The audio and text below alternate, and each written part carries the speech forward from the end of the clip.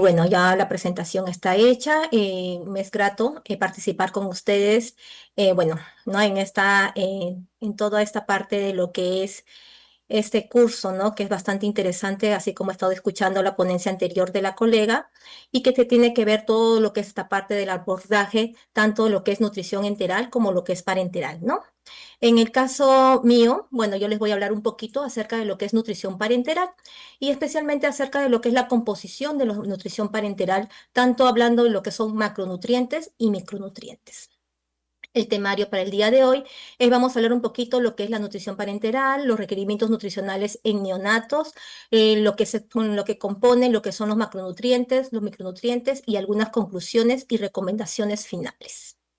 Entonces comenzamos con el tema. Como todos creo o la mayoría sabemos, la nutrición parenteral va a ser este suministro de nutrientes que se van a aportar, en este caso, a nuestro paciente neonato por una vía intravenosa. Esta vía puede ser una periférica o una central, más adelante lo vamos viendo, pero la necesidad es porque las condiciones de salud de este pacientito no le es posible utilizar las vías de administración de nutrientes normales, ¿no? Tanto vía oral como la vía enteral, o porque tal vez por sus condiciones clínicas estos tipos de vías no son seguras o son insuficientes, y en caso estamos hablando de neonatos, especialmente los neonatos pretérminos, ¿no?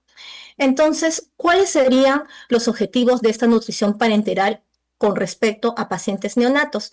Primero es el asegurar el adecuado crecimiento y desarrollo, en especial en pacientes prematuros. Segundo, proporcionar unas calorías adecuadas que impidan el catabolismo, o en el caso de los niños prematuros, el hipercatabolismo, administrando al menos entre 50 a 60 kilocalorías por kilogramos al día, cuando la alimentación enteral lógicamente no es posible. El tercero es conseguir un balance nitrogenado positivo. Casi siempre la parte del balance nitrogenado está asociado al aporte de proteínas. Y por último, el conseguir en el prematuro un crecimiento y desarrollo postnatal similar al que hubiese tenido si hubiese estado todavía dentro del útero de la madre. Eso quiere decir aproximadamente un aumento ponderal medio de un 15 gramos por kilogramos al día. ¿Cuáles serían entonces las indicaciones de la nutrición parenteral para un neonato? La primera indicación es la parte de la prematuridad, ¿no? Prematuros que tienen menores a 30 semanas de nacimiento o que pesen menor de 1000 gramos. Pacientitos o recién nacidos mayores a 30 semanas, pero que no vayan a tolerar la alimentación enteral completa dentro de los 5 días post-nacimiento. Esto puede ser por intolerancia digestiva, por síndrome de desastres respiratorios o por algún tipo de sepsis. Los pacientitos que tienen SIR severo, que es esta restricción en el crecimiento intrauterino de manera severa, también son indicaciones para lo que es nutrición parenteral. Pacientes con enterocolitis necrotizantes o pacientes con anomalías quirúrgicas del tracto gastrointestinal, como gastrosquisis, atresias de esófago, atresia intestinal, hernia difragmática, entre otros. Y también pacientes con alguna anomalía cardiovascular. Y los pacientitos con insuficiencia respiratoria. ¿Cómo nosotros clasificamos la nutrición parenteral? Y realmente hay diferentes literaturas. Aquí les he hecho un poquito el resumen de varias de ellas en cuestiones a la clasificación, ¿no? Casi siempre nosotros lo vamos a clasificar, por ejemplo, de acuerdo al aporte. Si esta nutrición parenteral va a ser completa o se va a ser total, le vamos a conocer como una NPT. O si esta nutrición parenteral es parcial, la conocemos como una NPP, ¿no? Y este, de acuerdo al aporte, va a ir en la mano con lo que son los requerimientos que necesita el paciente. Si todos sus requerimientos, el 100%, lo vamos a administrar a través de una nutrición parenteral, tiende a ser total. Pero muchas veces no necesita que sea total, puede ser una nutrición parenteral parcial y a la par puede estar recibiendo nutrición enteral. Lo que el requerimiento, o sea, no se le puede dar totalmente requerimiento a través de una sonda nasogástrica o nasoyeyunal a este tipo de pacientitos, por eso se le da como una nutrición mixta. También la clasificación va a ir de acuerdo a la vía de acceso. Y aquí tenemos vías de acceso centrales y vías de accesos periféricos. Aquí la principal componente de diferencia es la osmolaridad de la fórmula para ser administrada dependiendo de esta vía de acceso. También de acuerdo a los componentes. Si, por ejemplo, es una nutrición 2-1 quiere decir que tienen los dos principales, de los tres macronutrientes, dos de los macronutrientes están dentro de la fórmula, se les conoce como binaria. Y si es que es un 3 en 1, significa que de los tres macronutrientes, los tres están dentro de la fórmula y se conoce como una ternaria. De acuerdo al cálculo de la formulación, esta puede ser individualizada o estándar. Realmente en pacientes neonatos no he visto formulaciones estándar porque casi todos, o sea, el 100% es de manera individualizada, ya que los pacientes neonatos son muy vulnerables y sus requerimientos nutricionales no se pueden estandarizar, son muy volátiles. Lo que no sucede con los pacientes adultos. Ahí sí existen formulaciones estándar, las cuales son comerciales y se pueden adquirir a través de farmacéuticas, etcétera, ¿no? Y de acuerdo al tiempo de infusión la podemos clasificar en una nutrición parenteral continua y algo que sí he observado con respecto a los pacientes neonatos y pacientes pediátricos es que estas nutriciones parenterales son cicladas, ¿no? Por determinadas horas, no por una cantidad de horas, sino su modo de ciclado es que las 4 primeras horas van a un volumen X. En las otras 8 siguientes horas, ese volumen puede aumentar o disminuir y después vuelve también a aumentar o disminuir. O sea, su volumen llegan a ser variable y eso va a ser o eso ayuda un poco a la adaptabilidad del paciente con respecto a la nutrición, ¿no?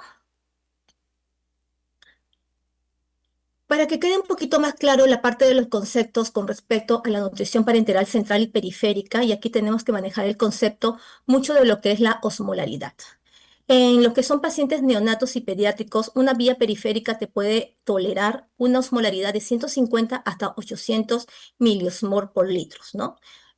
Con respecto a lo que es vía central, la osmolaridad que te tolera está entre los 800 a 1800 miliosmol por litro. Y esta osmolaridad le va a dar los componentes de las fórmulas. Entonces, en esta tablita de acá arriba, vamos a ver más o menos cuál sería la cantidad de miliosmoles por cada macronutriente que presenta esta fórmula. Por ejemplo, por cada gramo de glucosa, nosotros vamos a administrar o vamos a tener 6 miliosmoles en esta fórmula. Por cada gramo de lípido, 3 miliosmoles. Por cada gramo de proteínas, 7 miliosmoles, ¿no?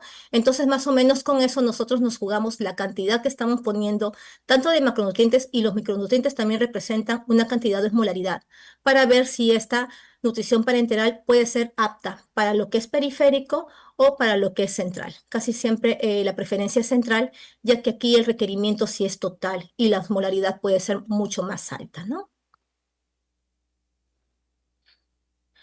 Aquí vamos a hablar un poquito acerca de lo que son los requerimientos nutricionales en los pacientes neonatos. Para comenzar aquí necesitamos saber sobre lo que son los principios de la alimentación parenteral en el prematuro y en el paciente recién nacido a término, ¿no? Nosotros conocemos que tenemos un depósito de nutrientes, ¿no? Que está conformado principalmente por el glucógeno, pero también tenemos lo que es un depósito de proteínas y de lo que es grasa. Cuando nosotros estamos hablando de un niño, de un feto, este depósito se va a producir en el tercer trimestre, ¿no? Entonces, cuando hablamos de un pacientito que es recién nacido a término, o sea, es un paciente prematuro, casi siempre nace con cero depósitos, ¿no? O sea, con depósitos muy bajitos o con casi nada de depósito, dependiendo la semana de nacimiento. Es por ello que casi siempre se van a agotar entre los 3 a 4 días estos depósitos con los cuales nacen el recién nacido, ¿no?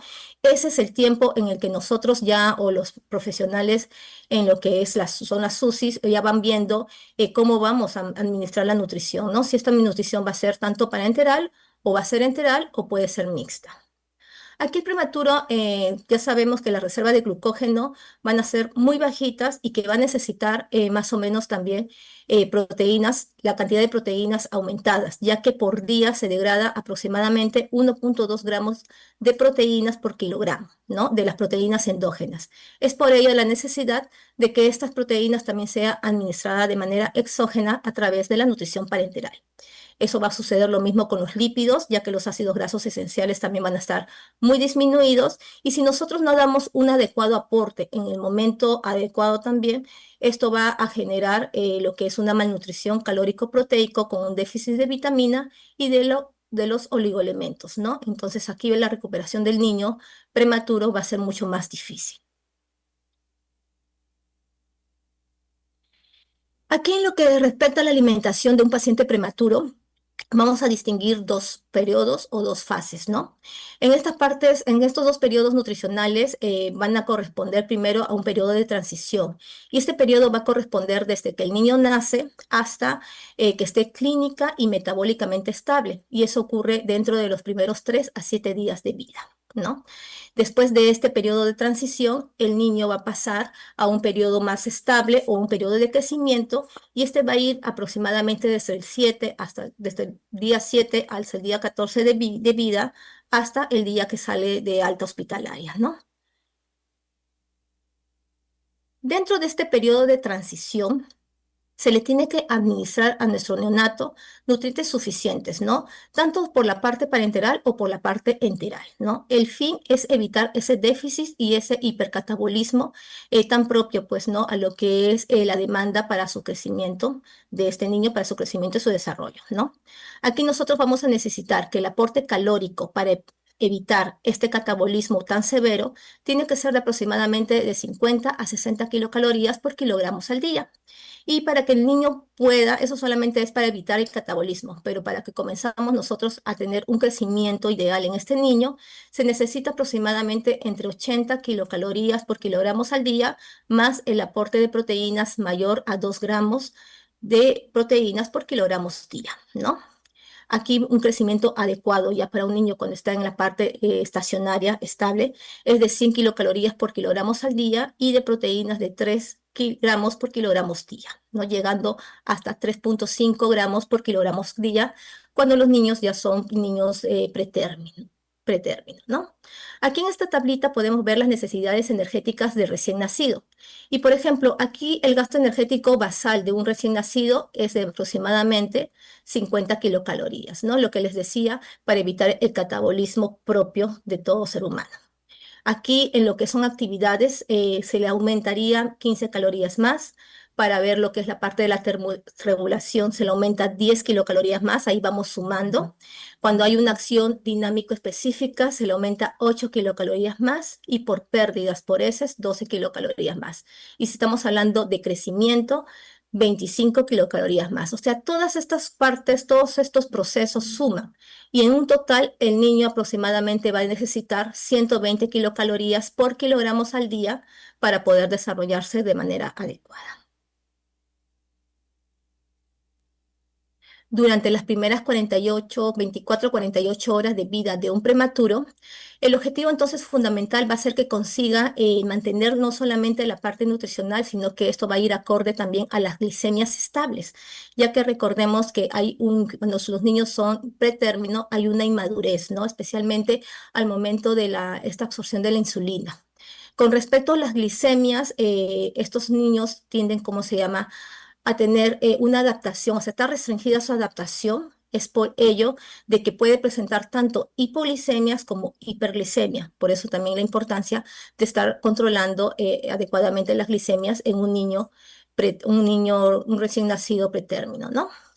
Cuando nosotros ya hemos estabilizado esta parte de las glicemias, el objetivo va a ser lo que es la parte nutricional.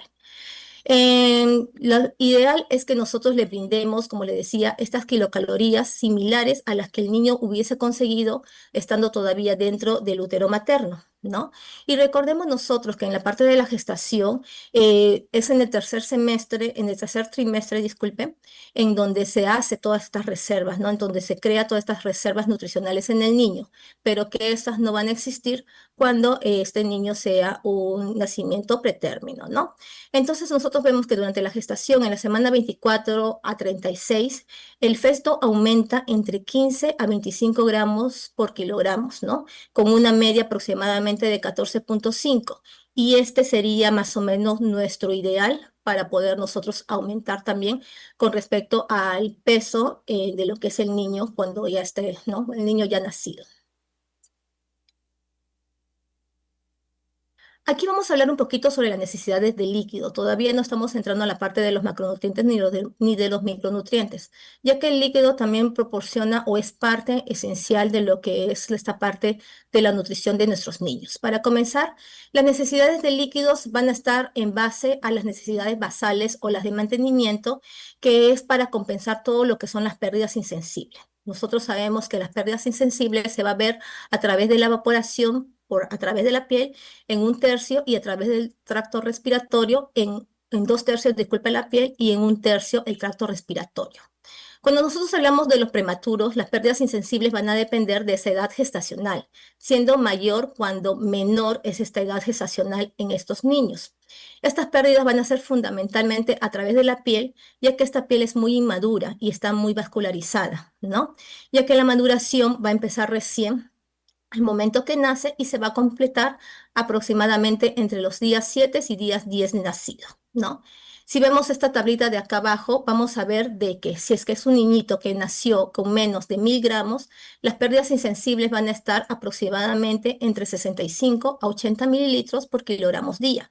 Si es un niño que nació aproximadamente entre 1000 gramos y 1200 gramos, las pérdidas insensibles van a ser de 45 a 55 mililitros por kilogramos días. Si es un niño que está su peso entre 1251 y 1500 gramos, la pérdida insensible está entre 45 a 65 mililitros kilogramos día. Y con los niños mayores a 1,5 kilos, las pérdidas insensibles va a ser de 25 a 45. Como lo decía, mientras menos es la semana gestacional y también es menos el peso, las pérdidas insensibles tienden a ser mayores, ¿no? A partir de las pérdidas insensibles, nosotros vamos a tener pérdidas por orina, que va a ser aproximadamente de 2 a 4 mililitros por kilogramos hora. Y las pérdidas por heces, que van a ser entre 5 a 10 mililitros por kilogramos día. Con respecto a las necesidades totales de líquidos, estos van a ser son las necesidades de mantenimiento de líquidos, todas las que vamos a eliminar a través de la orina, de las heces, de las pérdidas insensibles, además de las necesidades de líquidos por crecimientos, ¿no? Entonces, recordemos que en los recién nacidos, en sus primeros días, se necesita un volumen mínimo que compense estas pérdidas insensibles y que permita esta contracción en el espacio extracelular. Si estamos hablando de un prematuro, y un recién nacido a término, sus necesidades aproximadamente son de 60 a 70 mililitros por kilogramos día, pudiendo ser de hasta 100 a 120 mililitros por kilogramos día en pacientes prematuros, ¿no? Y lógicamente van a ir también asociados a la parte ambiental, ¿no? Por ejemplo, si este niño va a estar en incubadoras, en donde hay poca humedad, en una cuna térmica, si va a estar sometido a procedimientos como fototerapia, entonces aquí las pérdidas insensibles van a aumentar, ¿no? Y es que nosotros también valorar para poderlos compensar. En este cuadrito vemos que más o menos cómo están este requerimiento de líquidos por día, ¿no? Si estamos hablando de niños que han nacido con menos de 1 kilogramo, en el primer día se tiene que compensar líquidos entre 60 a 70 mililitros por kilogramos día. Segundo día, 65 a 70. Tercer día, de 75 a 85 mililitros. Y el cuarto día, de 90 a 120 mililitros, ¿no? Y si son niños que han pesado más de 1 kilogramo al nacer, en el primer día también están entre 60 a 70 mililitros por kilogramo día. En el segundo día a 65 a 70. Tercer día 75 a 80 mililitros. Y el último día o cuarto día de 90 a 100 mililitros, aumentando progresivamente, ¿no? Ahora sí vamos a pasar a la parte de lo que son macronutrientes en la nutrición parenteral. Recordemos que para la composición de la nutrición parenteral tenemos la parte que ya hemos hablado, que es el componente líquido, y tenemos lo que es macronutrientes y micronutrientes, ¿no? Los macronutrientes, que nosotros lo conocemos, que es parte también de nuestra dieta, está conformado por los tres principales macronutrientes, ¿no? Que son los carbohidratos, los lípidos y las proteínas. Hablemos primero de lo que es la parte de los carbohidratos o los hidratos de carbono. Comenzamos que es la fuente principal de energía, no solamente para el feto, para todo ser humano, es nuestra primera fuente de energía, ¿no? Ya que esa es la que nos va a dar la parte de la glucosa que se metaboliza en forma de una vía oxidativa y va a ser el sustrato energético principal de nuestro sistema nervioso central, ¿no? Recordemos que aquí al final de la gestación, cuando nosotros estamos dando ya la madre está dando a luz, hay hay un paso de glucosa a nivel, que se realiza a nivel umbilical, ¿no? Y ese paso de glucosa es de aproximadamente 4 a 7 miligramos por kilogramos minuto, que es un aproximado de 6 a 10 gramos por kilogramos día de esta glucosa, ¿no? La cual se va a comenzar a acumular en forma de glucógeno en nuestro hígado, y esta es nuestra reserva con la cual nacemos, lo cual cuando es un niño que es prematuro prácticamente es inexistente, ¿no? Entonces, nosotros vamos a ver que la concentración plasmática fetal de la glucosa es de 50 a 55 miligramos por decilitro. Y es este valor el que vamos a tomar para nosotros saber cuánto de glucemia vamos a estar controlando nuestros niños, especialmente si son niños prematuros, ¿no? Entonces, cuando nosotros hagamos estas pruebas de glucotés, tenemos que ver que su glicemia se mantenga entre los 50 y 55, pero que no superen los 150 porque ya estamos hablando de hiperglicemias, ¿no? A veces cuando el recién nacido es ya término, el límite tiende a ser un poquito menor, que es de 40 a 45 miligramos por decilitro, nivel de glicemia, ¿no? También sabemos, o bueno, también debemos saber que los carbohidratos van a constituir entre el 50 al 60% del aporte calórico. Constituyen casi la mitad o un poco más de la mitad del aporte calórico y de esta composición con la cual va a estar preparada nuestra nutrición parenteral, ¿no? Es la de casi, es el macronutriente que conforma, pues, que es el que mayor conforma esta nutrición. Y nosotros lo vamos a obtener, o la preparación de nuestra nutrición parenteral, lo vamos a adquirir en base a lo que es la dextrosa monohidratada, ¿no? Que es un isómero de una glucosa y que nos da un aporte calórico de 3,4 kilocalorías gramos, ¿no? Eso quiere decir que por cada gramo de glucosa yo voy a recibir 3,4 kilocalorías, ¿no? En lo que es aparte de la energía que nosotros vayamos a dar a nuestros niños. En este cuadrito de acá vamos a ver que cuando nosotros tenemos niños prematuros, debemos administrar entre 3,5 a 5 miligramos por kilogramos minutos de esta glucosa, ¿no? En lo que es recién nacidos a términos de 5 a 7. Y aquí sucesivamente en lo que es lactante, ya estamos administrando de 11 a 12 gramos por kilogramos día, de niños de 1 a 6 años de 6 a 12 gramos por kilogramos días, y así progresivamente esta administración de glucosa. Con respecto a las proteínas están bastante relacionadas con la parte del nitrógeno.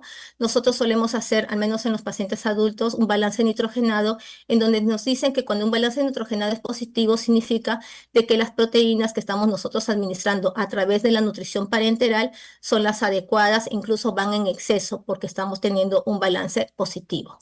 Cuando este balance nitrogenado es negativo, significa de que estas proteínas son insuficientes. Entonces ahí como equipo estamos pensando en el aumento de las proteínas, ¿no? Para comenzar, las proteínas son aminoácidos caracterizados por su contenido de nitrógeno. Es por eso que es la relación, incluso en la parte, cómo nosotros medimos proteínas al nivel bioquímico, ¿no? De qué manera nosotros nos damos cuenta si lo que nosotros administramos de proteínas a través de la nutrición parenteral es adecuado o no, ¿ok? Son elementos básicos, lógicamente, para la síntesis de proteínas estructurales y funcionales, y permite el crecimiento y la formación de nuevos tejidos, ¿no? De proteínas plasmáticas, de enzimas, de células sanguíneas, entre otros componentes. El aporte calórico en forma de aminoácidos debe ser un total del 11%, y en contenido calórico, un gramo de proteína me da 4 kilocalorías, ¿no? Entonces ahí vamos sumando, que es muy parecido o aproximadamente a lo que nos da un gramo de glucosa, ¿no? Solamente que en la presentación de la glucosa me da 3,4 kilocalorías. Aquí la cantidad de proteínas que vamos a nosotros requerir de acuerdo al recién nacido, por ejemplo, si es un recién nacido prematuro, nosotros vamos a requerir 3,5 gramos por kilogramos día. Si es un recién nacido a término, de 1 a 3 gramos por kilogramos día. el lactante requiere de 2 a 3 gramos por kilogramos día, el niño de 1,5 a 2 y el adolescente de 1 a 1,5, ¿no? Casi siempre se inicia una infusión de 0,5 a 1 gramo por kilogramo día y este se va aumentando el ritmo hasta llegar a un máximo, ¿no? Y el máximo va a depender también de la clínica del recién nacido y de cómo lo vaya o cómo esté tolerando también esta administración de nutrientes. Nosotros utilizamos en la práctica, o sea, en la preparación de nuestras nutriciones parenterales, estas soluciones cristalinas de aminoácidos, ¿no? Y nosotros aquí en este cuadrito vamos a ver de qué cosas están conformadas. Tenemos los aminoácidos esenciales, que son esta tablita de acá, la isoleucina, leucina, lisina, etcétera. Los aminoácidos no esenciales, o sea, que mi cuerpo no los va a producir y es por eso que nosotros los necesitamos esenciales y los aminoácidos condicionalmente esenciales, ¿no? Aquí nosotros vemos que la leche materna también utilizan soluciones que aportan aminoácidos condicionalmente esenciales para el neonato, ¿no? Por ejemplo, lo que es la histidina, la cisteína, la taurina y la tirosina. Y la síntesis de la cisteína va a depender de la actividad de la cista tionasa, ¿no? Que se encuentra en niveles bajos en un neonato. La taurina, por ejemplo, es necesaria para el desarrollo del sistema nervioso central, de la retina y del músculo cardíaco. Y estos déficits pueden causar factores de colestasis, ¿no? Ya que intervienen también en lo que es la conjugación de ácidos biliares. Es por eso también la importancia de la administración de todos estos aminoácidos que lógicamente las soluciones que nosotros utilizamos los trae de manera completa, ¿no? O sea, no es que vengan por separado, sino son soluciones completas que están dentro de nuestras nutriciones parenterales.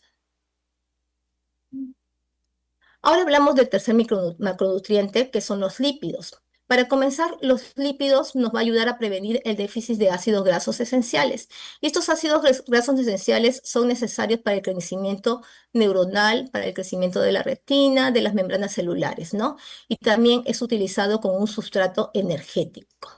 ¿Para qué otra cosa nos sirve la parte de los lípidos o de las grasas, ¿no? Para la síntesis de las prostaglandinas y la función plaquetaria, la protección del estrés térmico y en traumas mecánicos también, ¿no?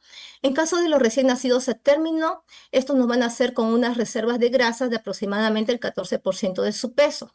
Pero cuando estamos hablando de un recién nacido pretérmino, un prematuro, aquí vamos a tener un déficit de 1% a las 22 semanas, ¿no? Por eso que este límite de tiempo para el desarrollo de estos ácidos grasos esenciales en el prematuro va a variar entre las 3 a las 9 días de nacimiento, ¿no?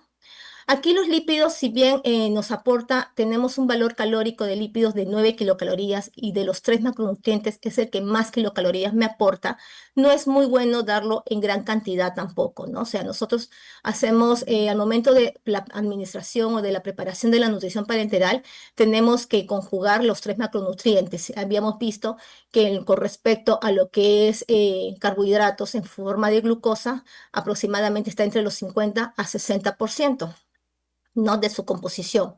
Las proteínas me representan un 11%, ¿no? Y muy parecido me va a representar lo que son los lípidos, ¿no? Aproximadamente entre 9 al 10% en lo que es la preparación de estas nutriciones parenterales, ¿no? Ya que los lípidos están asociados también a mayor empeoramiento con respecto si el paciente tiene clínica como distrés respiratorio, tiene algún tipo de sepsis, ¿no? Entonces, por ese motivo, siempre se es bastante criticado, se podría decir, la parte de la administración de lípidos en neonatos. Es fundamental, pero hay que ir observando y muchas veces en las unidades de cuidados intensivos neonatales he observado que la infusión de lípido tiende a estar muy separada a lo que son las infusiones de los otros componentes, ¿no? Por ejemplo, normalmente son las nutriciones parenterales binarias y aparte una infusión de lo que son lípidos, las cuales se van a combinar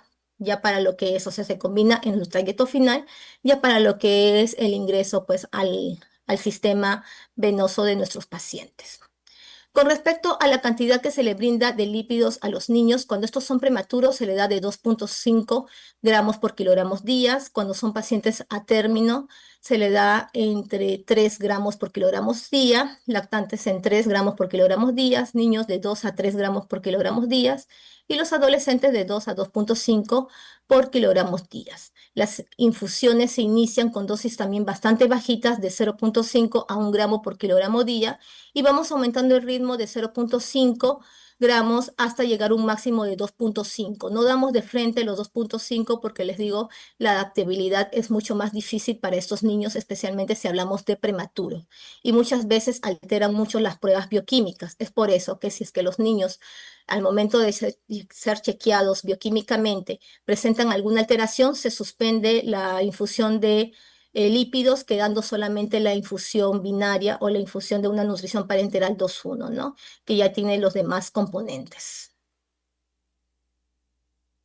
Con respecto a la velocidad de infusión, aquí tratamos de evitar picos plasmáticos en lo que son respecto a los lípidos, ya que estos se depositan en el sistema retículo endotelial, por eso se administra en 24 horas y no debería superar los 200 miligramos por kilogramo horas.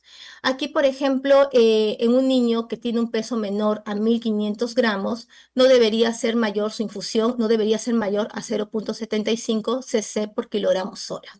Y en los niños con un peso mayor a 1.500 gramos, este no debería superar, no debería ser, la infusión no debería superar 1 cc por kilogramos horas, ¿no? Entonces es importante porque no administrarlo tampoco de manera, o sea, con la velocidad de infusión no ser demasiado agresiva, ya que esto también podría traer algún tipo de complicación en lo que es nuestros niños, ¿no? Nuestros neonatos. Las recomendaciones es siempre mantener los niveles de triglicéridos en sangre menores a 150 con respecto a los niños prematuros y menores a 200 con respecto a los recién nacidos a términos, ¿no? Hay una consideración especial con respecto a los niños ictéricos con bilirrubinas entre 8 a 10 miligramos por decilitro y albumina de 2,5 a 3 gramos por decilitro, en donde no se debería administrar los lípidos mayores a 0,5 hasta 1 gramo por kilogramos día, ya que esto también puede causar mayor complicaciones a nivel hepático, ¿no? Haciendo que la colestasis sea mayor. Ahora vamos por la parte de lo que son micronutrientes. Con respecto a lo que son micronutrientes en la nutrición parenteral, aquí lo vamos a clasificar o lo vamos a dividir primero con respecto a lo que son electrolitos, ¿no? Los principales electrolitos vamos a ver como el sodio y el potasio. Sabemos que el sodio es un ion extracelular.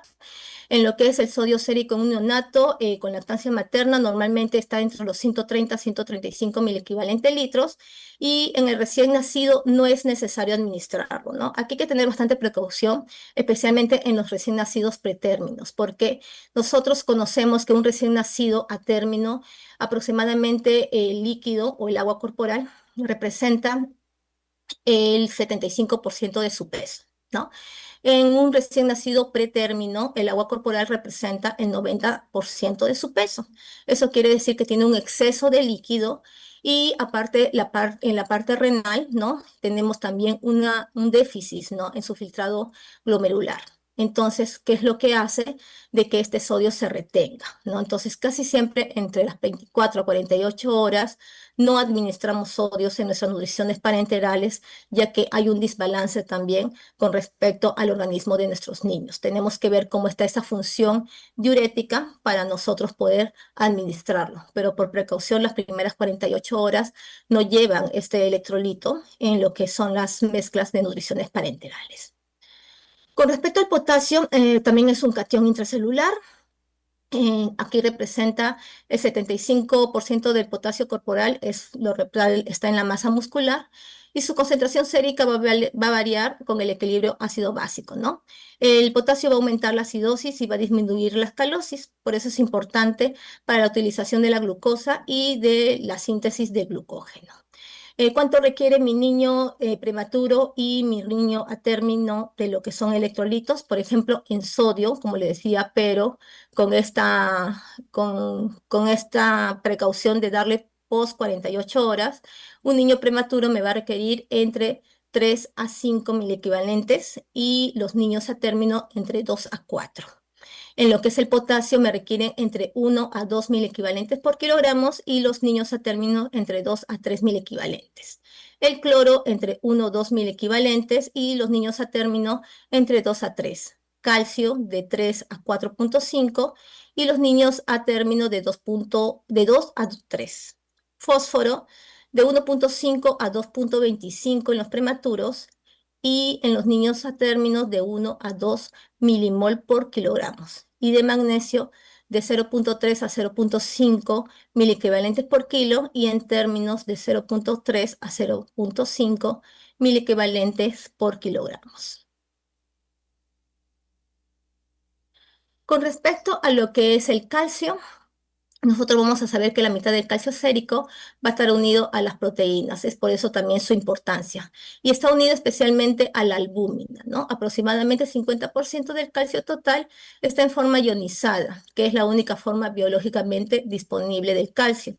Entonces, este calcio ionizado se va a correlacionar con la función biológica, por ejemplo, la contractibilidad miocárdica. De ahí radica la importancia de estos electrolitos. Si nosotros hablamos de lo que es el fósforo, sabemos que es un sustrato fundamental en el metabolismo del hueso. Va a intervenir en la transferencia de energía, o sea, la transferencia del ATP, y en el transporte y liberación del oxígeno. El nivel de fósforo en el periodo neonatal es de 6 a 8 miligramos por decilitro. Y este fósforo se lo vamos a administrar a través de fosfato sódico o potásico, ¿no? Siendo preferible el fosfato sódico, ya que tiene una menor contaminación al de aluminio, ¿no? Eso ya son presentaciones químicas con las cuales se dispone.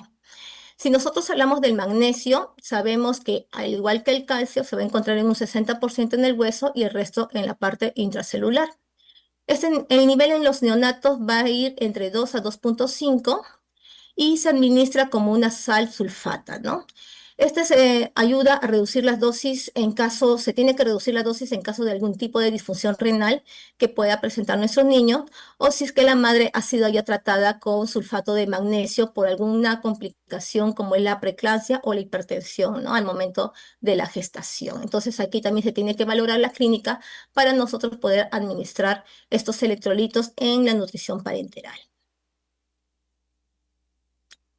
Si nosotros hablamos otros micronutrientes, los cuales nosotros conversamos o hacemos hincapié son los oligoelementos, ¿no? Los oligoelementos, también conocidos como elementos trazas, van a ser importantes en los recién nacidos. ¿Y cuáles son estos elementos trazas? Son elementos como el cromo, el cobre, el manganeso, el zinc, el selenio, entre otros, ¿no? Son realmente las dosis que tienen estos oligoelementos o estos micronutrientes, son muy bajitas, pero que son necesarias para poder tener procesos, ¿no? Por ejemplo, el cromo va a intervenir en la acción de la insulina y es importante en la función de los nervios periféricos.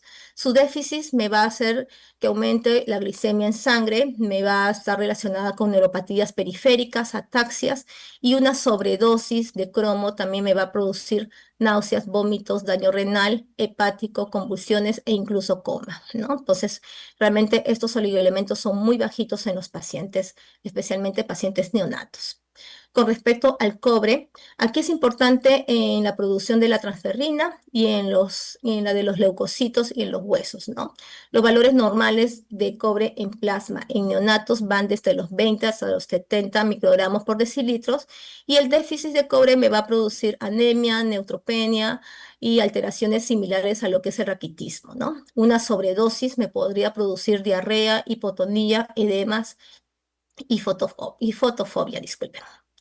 El manganeso es un cofactor de enzimas, ¿no? Enzimas como la colinesterasa y el piruvato carboxilasa. El déficit del manganeso me produce náuseas, vómitos, dermatitis, pérdidas de peso, y una sobredosis de este componente no ha reportado alguna toxicidad, ¿no? Con respecto al zinc, este zinc es un cofactor de diferentes enzimas y nos ayuda a lo que es el mantenimiento de un crecimiento normal y a la hidratación de la piel, así como al sentido del tacto y del olfato, ¿no?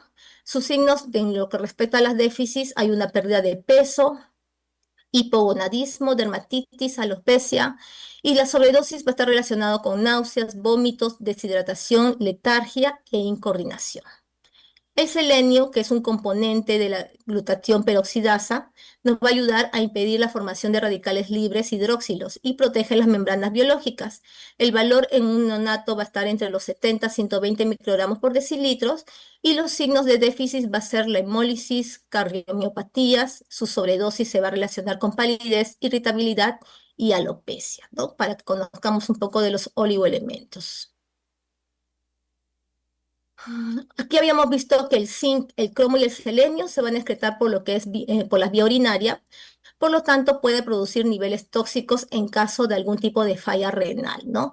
No se administra cuando el neonato me vaya a tener valores de creatinina por encima de 1,2 miligramos por decilitros. El cobre y el manganeso se van a excretar a través de la bilis, entonces no se administra en caso de problemas hepáticos. Cuando un neonato ya tienes alguna sintomatología de colestasis o enfermedad hepática, ¿no? Que va a predisponer también a su toxicidad, pues.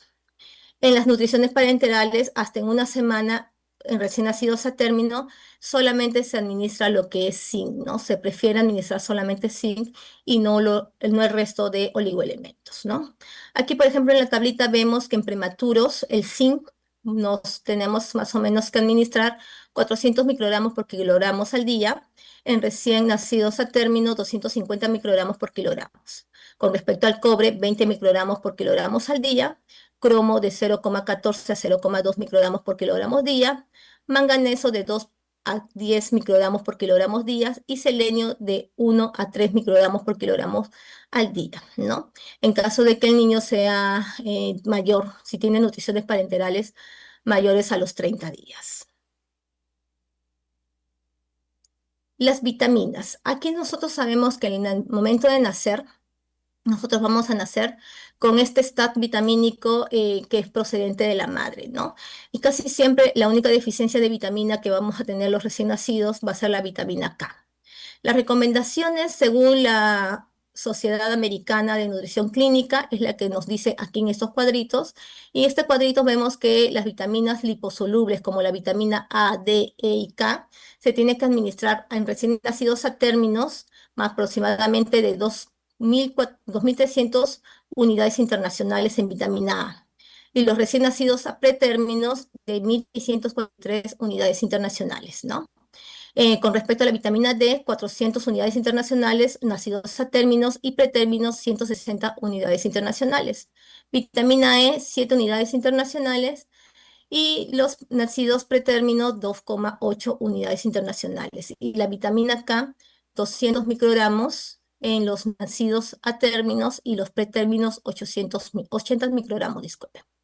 Las vitaminas hidrosolubles que tenemos es el ácido ascórbico, ácido fólico, niacina, vitamina B12 o la riboflavina, vitamina B1, la tiamina, la vitamina B6, piridoxina y la vitamina B2, la cianocobalamina, ¿no? También tenemos el ácido pantoténico y la biotina.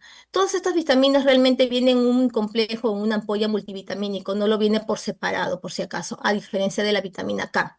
Todo esto viene en todo junto y casi siempre en un neonato se administra de la concentración de la ampolla entre 0,3 hasta 0,5 mililitros en toda una infusión de lo que es la nutrición parenteral, ¿no? A veces hay restricciones con respecto a vitaminas y estas restricciones ya lo ve la clínica, lo indica el médico tratante, de acuerdo a la clínica que presenta a su paciente en esos momentos, al igual que las restricciones con los oligoelementos, por los elementos trans, ¿no? Casi siempre algunos doctores prefieren no administrarlo diariamente, sino lo administran interdiariamente y es para que no tengan esa toxicidad, ya que todavía sus sistemas están inmaduros, ¿no? Por ejemplo, su sistema renal en el neonato tiene a estar inmaduros por ese motivo, para no sobrecargar la función de esos sistemas, es por ello que se le administra tanto las vitaminas como los elementos, los oligoelementos interdiario, lunes, miércoles y viernes, por ejemplo, y el resto de día solamente van en compuestos de macronutrientes y electrolitos. ¿Cuáles serían las conclusiones y recomendaciones del tema? ¿No? Para comenzar, que los requerimientos nutricionales en los prematuros sí o sí van a ser mayores que en los recién nacidos a términos. Y ya les decíamos al inicio, porque en el tercer trimestre es donde se forman toda esta parte de reservas proteicas y los cuales los pretérminos no tienen, ¿no? Especialmente cuando hablamos de la parte de lo que son proteínas y glucosa, o sea, carbohidratos. Segundo, que las necesidades calóricas mínimas para un recién nacidos con nutrición parenteral, cuando se trata de neonatos, son de 80 kilocalorías por kilogramos día, eso es lo mínimo que debería recibir, con un aporte de 2 gramos por kilogramos día de proteínas, ¿no? Es lo mínimo que debería recibir nuestro neonato. Las necesidades para evitar la pérdida de peso en neonatos tienden a estar entre los 50 a 60 kilocalorías por kilogramos día. Como recuerden que les decía al inicio, que es lo mínimo que se necesita de energía para nosotros poder superar este catabolismo. Pero si nosotros queremos ver parte de crecimiento y desarrollo de este niño, lo mínimo debería ser las 80 kilocalorías. Si nosotros queremos mantener un ritmo de crecimiento muy parecido al que hubiese tenido este niño, si hubiese seguido todavía en la parte intrauterina, nosotros deberíamos aumentar mucho más nuestras kilocalorías, llegando a ser entre 80 a 100 kilocalorías por kilogramos días.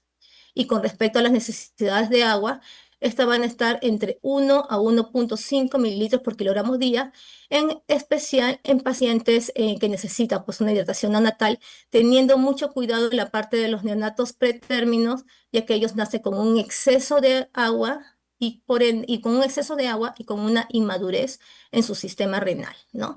Entonces hay que tener bastante ojo en ese sentido, porque si lo sobrehidratamos vamos a tener mayor complicación con en la parte respiratoria, ¿no? O los niños que nacen con síndrome de respiratorios y esta sobrehidratación podría causar algún tipo de complicación en su estado clínico. Y esto sería todo con respecto a este primer tema. No sé si hubiesen preguntas.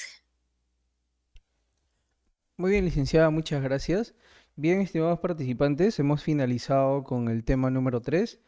Comentarles, vamos a realizar 4 minutos para poder realizar algún tipo de preguntas, interactuar con la docente. Entonces, por ello, en estos 4 minutos de ronda de preguntas, si hay alguna consulta, ustedes pueden levantar la mano para poderles activar el audio o pueden dejarnos un mensaje por el chat del Zoom para poder escalar la consulta también. Bueno, aprovecho estos minutos para comentarles que les estoy brindando el link de asistencia. Este link de asistencia para que ustedes puedan registrarse. Recuerden, es un solo registro por día. Entonces los participantes que quizás todavía no se han registrado, por favor, todavía están a tiempo de poder registrar todos sus datos. Bueno, aprovecho estos minutos antes de empezar con la ronda de preguntas. Nuevamente, informarles, este viernes 23 de mayo, tenemos nuestro taller. Este taller que se estará llevando a cabo en el distrito de Jesús María, en el horario de 9 de la mañana a 1 de la tarde. Quizás la mayoría de participantes de este grupo podrán visualizar que les he escrito de manera eh, propia, es decir, a su interno por WhatsApp para poder saber si es que van a poder estar presentes este día viernes. Comentarle a los participantes que están confirmando su asistencia que le estamos dando el beneficio de que ustedes puedan venir acompañados de quizás algún familiar, amigo, amiga, etcétera. Para ello, ya saben, por interno, ustedes me pueden facilitar los datos de esta persona para poder registrarlos. Recuerde que tenemos cupos limitados, entonces por ello me estoy comunicando, recuerden, nuevamente con ustedes por interno para poder tener una respuesta de por medio. Bien, comentarles, este viernes 23 de mayo, tenemos nuestro taller. Recuerden, es un certificado adicional que los participantes que van a venir de manera presencial van a poder obtener. En este taller nosotros vamos a poder ver 3 temas. Vamos a estar con la Magíster Mary, nuestra primera ponente del día de hoy. Como les comenté, son casos clínicos, son simulaciones, es un taller muy interactivo, es un taller vivencial para que ustedes sobre todo puedan poner en práctica la teoría que se ha realizado tanto el día de hoy en estos 3 primeros temas y el último tema que estamos por finalizar, como los 4 temas últimos del día de mañana. Entonces, todo participante que pueda estar interesado me puede escribir. Yo le voy a dejar en este momento mi número de celular. O pueden responderme para los participantes que ya les he dejado, bueno, quizás un mensaje por interno. Bueno, entonces, bien, licenciada, tenemos una primera consulta. A ver, bueno, María Caglia nos indica, ¿en qué consiste la NPT estándar o cero? Ya. Como les mencionaba, dentro de lo que es la clasificación de nutriciones parenterales, tenemos diferentes clasificaciones y creo que hasta en la literatura hay un poco más, ¿no? Con respecto a las nutriciones estándar o las nutriciones individualizadas, casi esto siempre se ve más en la parte de lo que son pacientes adultos y no en neonatos, ya que los neonatos en su 100% son individualizados, ¿no? Por sus precauciones, pues que tienen, no es un sistema inmaduro, un neonato es diferente a otro, los requerimientos, etcétera. Pero las estándar, para que lo sepan, son nutriciones que su mismo nombre lo dicen, son estándar. Por ejemplo, yo necesito, vemos una clínica, qué sé yo, no posoperado de un cáncer de estómago, que sabemos que va a estar como 5 días en NPO sin comer. Entonces, su requerimiento está más o menos entre los 1500 kilocalorías. Entonces, me voy al mercado y necesito pues una nutrición que más o menos me esté a las 1500 calorías. Estas nutriciones estándar pueden ser nutriciones binarias, o sea, que tengan los dos principales macronutrientes, que son los carbohidratos y los aminoácidos, o pueden ser ternarias, con los tres macronutrientes, incluyendo lípidos. Y su preparación es muy sencillo porque vienen en bolsitas que están separadas, una bolsa completa que están separadas con un tipo, ¿no? O sea, que al momento de aplastarlas, las combinas y se le da al pacientito. Este tipo de nutrición no contiene vitaminas, no contiene oligoelementos, solamente contiene macronutrientes, ¿no? Y se da en casos, pues, donde, por ejemplo, en un hospital no exista una central de mezclas y como no existe central de mezclas, no se le puede dar individualizada y necesitamos, pues, ¿no? que el paciente reciba nutrición porque está, pues, en un estado de NPO, ¿no? Entonces, como les vuelvo a decir, casi siempre son en nutriciones más dirigidas para pacientes adultos que para pacientes neonatos, especialmente pacientes pretérminos, pues porque ellos sí necesitan que estén individualizadas. Muy bien, licenciada, muchas gracias. Tenemos la consulta de Juan Carlos Rojas. Nos indica lo siguiente, en el caso de colestasis, menciona no brindar cromo y manganeso. ¿Cómo se cubriría estos requerimientos? Realmente lo que hacen los doctores en UCI neonatal, al menos en mi hospital, en los pacientes, especialmente en los pacientes pretérmino, se les brinda los elementos que contienen esos dos componentes interdiarios, ¿no? Lunes, miércoles y viernes. No se le brinda todos los días, ¿no? Por una cuestión de inmadurez al momento de su metabolismo, tanto una inmadurez hepática como renal. Entonces, para evitar esa toxicidad que podría presentar el niño prematuro, porque no solamente estamos cubriendo una parte de nutricional, ¿no? Una parte metabólica. Este niño pretérmino nace con otro tipo de cosas, ¿no? Un niño que requiere nutrición parenteral, una de sus principales indicaciones es la prematuridad, pero también esta puede ir acompañada con un distrés respiratorio, con una sepsis, con algún tipo ¿no? de problemas gastrointestinal, etcétera, ¿no? Entonces, los doctores tienden a solamente brindarle lo que son los lunes, miércoles y viernes, oligoelementos en las fórmulas. El resto de día sin oligoelementos. Eso es lo que es como el protocolo que se tiene, al menos en el hospital donde yo trabajo, lo cual no ha habido complicaciones en los niños y también se ha podido cubrir con sus requerimientos nutricionales. Muy bien, licenciada. Y bueno, tenemos una última consulta de María Luisa Caglia. En caso de intervención quirúrgica, ¿cómo se hace uso de NPT? ¿Se suspende o retomar en el posoperatorio? Mira, este tema es algo bastante controversial porque es de acuerdo a la institución donde nosotros trabajamos, ¿no? Mi equipo casi siempre, bueno, yo trabajo mucho más con pacientes adultos, pero nuestra recomendación siempre es lleva el NPT hasta, incluyendo hasta en salas de operaciones o hasta el último minuto puedes administrarla sin ningún problema, ¿no? Pero no solamente, ¿qué implica entrar NPT en sala de operaciones? Recuerden que sala de operaciones es un lugar totalmente que debería estar estéril, limpio y estos equipos, pues lógicamente no están de esa manera. Entonces, ¿qué es lo que sucede o el protocolo que nosotros adquirimos, utilizamos en mi hospital?